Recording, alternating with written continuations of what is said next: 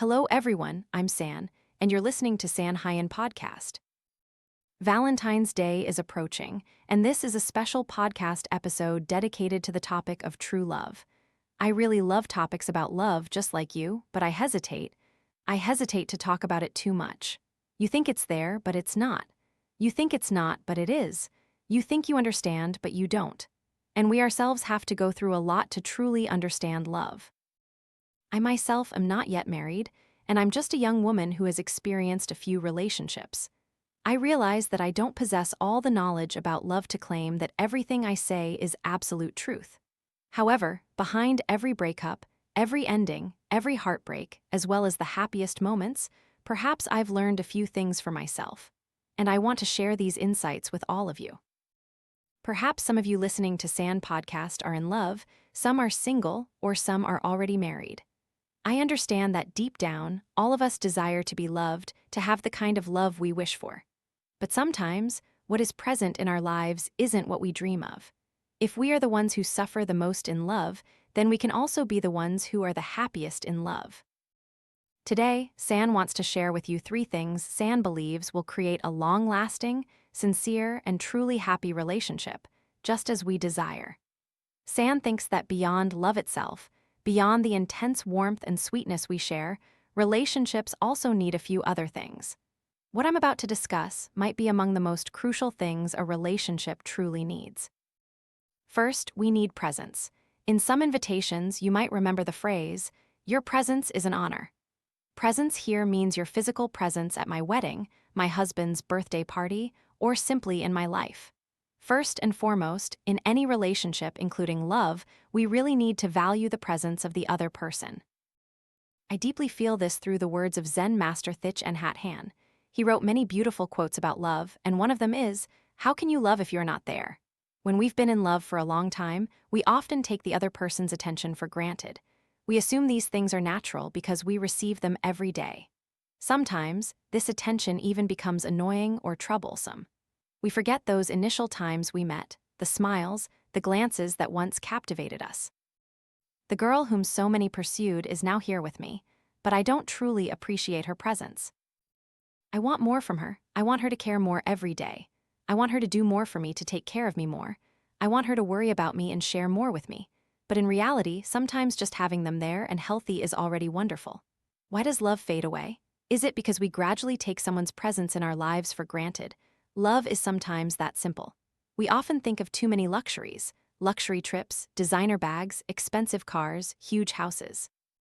But sometimes, all it takes is 2 people in a room, watching a cartoon they both love, laughing and chatting about the main character in the film. Sometimes, just these peaceful moments, just being present with each other, is already wonderful. And if you weren't in my life, perhaps my life wouldn't be as wonderful as it is. I don't understand why, among millions of people in the universe, we found each other. Let's be here, by each other's side. If someone says they love you but they're always busy, they can't even spare 5 minutes a day to text and ask if you're okay, "Have you eaten, honey?" Or, "Are you done with work, darling?" If someone is too busy to laugh with you, cry with you, or be there for you during the toughest times, the saddest moments, when you need sharing the most, if they're so busy they completely disregard your presence by their side, then perhaps they aren't truly focused on you. Zen master Thich and Nhat also had a beautiful quote, "If someone says they love you but doesn't make time for you, then that's not love." San knows many of you are in long-distance relationships and understand this, but presence can take many forms. If it's not physical presence right next to each other, it can be phone calls, letters. There are many ways for a person to express affection. So, ask yourselves this question about your current relationship. Are you truly present in each other's lives? Are you genuinely going through daily life together, growing together? San has been on certain dates, and many people, San didn't meet a second time. The simple reason was that the guy sat across from San, but his hand was glued to his phone, texting someone else. San didn't know who he was texting, maybe family, friends, or for work. But clearly, he was physically there, yet he wasn't truly present. And that's why San thought he wasn't a good fit, and San didn't meet him again. We're wasting too much time, aren't we? If you're with the person you love, or even far away, make time for conversations. Be present in someone's life. Value presence because it's the most essential foundation for building a relationship. Material things, money, those can come and go. But your presence, your attention, your words, and your focus seem to be among the most important things. And that's the first point, presence. We need to be truly present to be able to love. The second thing love needs is trust. Love faces many challenges, everyone. In essence, it's simple, but life is complex, and it's especially hard to understand someone 100% right from the start. For San, trust is a crucial factor. San believes that finding someone who makes you feel safe and completely trusting is extremely important. If a person can follow through on what they say to you, then they are trustworthy. Many guys, when they're courting girls, make many promises but don't deliver. They might say, "I love you, I only love you," but they are always busy and not there for you. So, is that someone we should trust? Trust is essential for love to be nurtured and to grow. If we love someone but constantly live in doubt, it will cause immense pain and exhaustion. The relationship will drown in suspicion and will never truly feel loved. You won't feel it because, deep down, you lack trust. I think if you're in such a relationship, you need to reevaluate. We shouldn't waste time with someone we feel is untrustworthy, whose actions and words don't align, who lacks clear integrity in their life views. Without trust, a relationship cannot go far, that much is certain. San knows many of you say that a cheating partner or spouse is normal, but San begs you not to consider those things normal. This is a huge red flag for you to step out of the relationship. Because even if you give someone a chance to change, what happened has already happened, and you will never lose that suspicion. You're just stubbornly holding on because you fear the breakup. Staying stagnant is also a choice, if you think it's worth it. But should we drag out a lifelong relationship shrouded in suspicion? The third extremely important thing is understanding. San has previously aired a few podcasts where San said, "I no longer wish for anyone to understand me." What San truly meant in that video was not to force others to understand San, but rather to learn to understand others and to be grateful for those who are patient with San, who continue to grow and mature with San. San no longer expects others to fully understand San, but San will open up and try to understand others more, and share to foster mutual understanding, creating a more wonderful relationship together. Sometimes in life, it's very difficult to quickly understand someone in love. There are people who don't truly want to learn about others, they expect others to meet all their needs. But San believes that understanding is something both sides should desire, both you and I need to understand each other. Open your heart a little to look into each person's stories, their pains, and their joys. To understand someone's suffering is the best gift you can give them. That is a beautiful quote from Zen master Thich and Nhat. And to this day, it remains one of the lessons I always keep in my heart.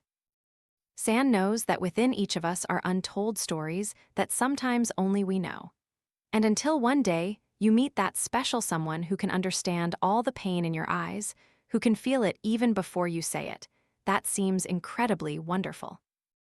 Or, if not, we can blossom to trust enough to sit beside each other and tell each other stories from our lives during the times before we met them, when we were kids, or in middle school, during those periods when that person wasn't yet present in our lives. Surely, they're curious about you and truly want to understand you. Someone who genuinely loves you will deeply want to understand you. They'll want to know what makes you happier, what makes you truly happy. That's a person who truly loves you. And without understanding, there can be no love. For San, in relationships with acquaintances or others, we only need people to respect us, respect our differences, respect our work to support each other, and respect our private space. But in a relationship like love, beyond respect, we also need understanding. Perhaps that's why love becomes so special. Two people come together, two people not bound by blood, to form a new family. Perhaps understanding is more crucial than ever. What happens when we lack understanding? It seems conflicts increase, suspicion increases, accusations increase. Everyone wants to be loved. We're like two starving animals in love, each wanting to receive everything. But when we understand each other, both desire to give love and therefore both receive. So here's the difference. In this relationship, are you two starving animals in love where no one wants to give, no one wants to try to understand? Or are you two givers, offering love to each other because you understand each other's feelings and pains? Perhaps life is more modern now, and love seems to be a commodity that is vaguely similar everywhere. But San believes that true love is unique and always remains the same, valuing presence, granting each other trust, and always learning to understand the other person. These three things are always present in any true relationship. We might meet many people, but San realizes that finding a soulmate right from the start who embodies all three of these things is difficult. So just follow the approach San just shared.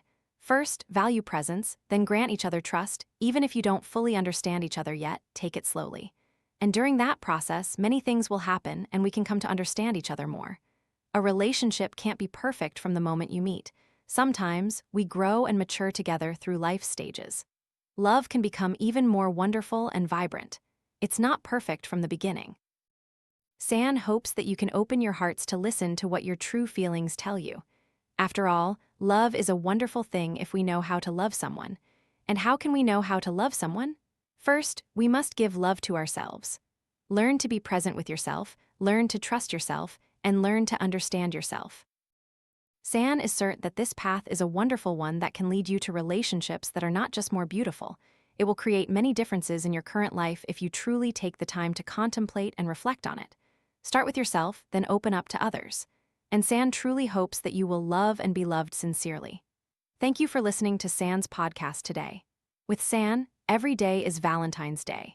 Every day, we should love ourselves, love people, and love life. Goodbye, and San will see you in the next episodes.